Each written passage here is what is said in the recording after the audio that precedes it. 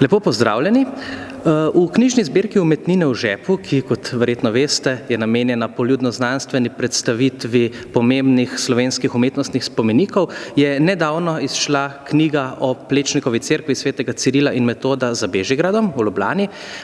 To je eno manj znano, lahko rečemo kar nekoliko spregledano Plečnikovo delo, ki pa ima zato še toliko bolj zanimivo zgodovino, ki je zdaj prvič na enem mestu predstavljena.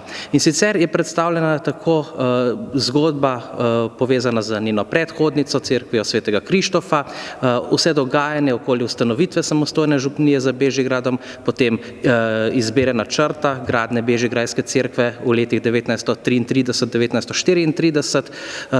V nadaljevanju je predstavljena njena oprema, sama arhitektura cerkve je umeščena v kontekst Plečnikovih cerkvenih povečav. Drugi del knjige pa je namenjen izjemni in lahko rečemo nenavadni usodi cerkve v času po drugi svetovni vojni, ko se je konec 50. let morala umakniti gospodarskemu razstavišču.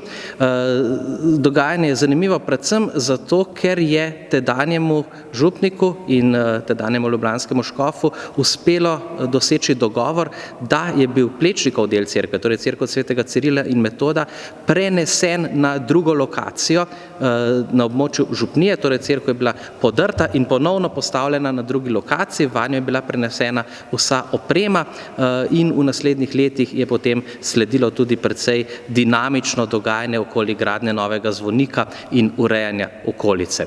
Vse to dogajanje je predstavljeno na podlagi arhivskih virov, ki jih pretežno hrani Župnijski urad Ljubljana Bežigrad in so bili zdaj prvič uporabljeni v tolikšni meri. Knjižica je bogato ilustrirana tako z arhivskimi fotografijami, kot tudi s sodobnimi fotografijami in upam reči, da kar vabi bralca k raziskovanju enega novega in morda do sedaj malo manj znanega kulturnega spomenika.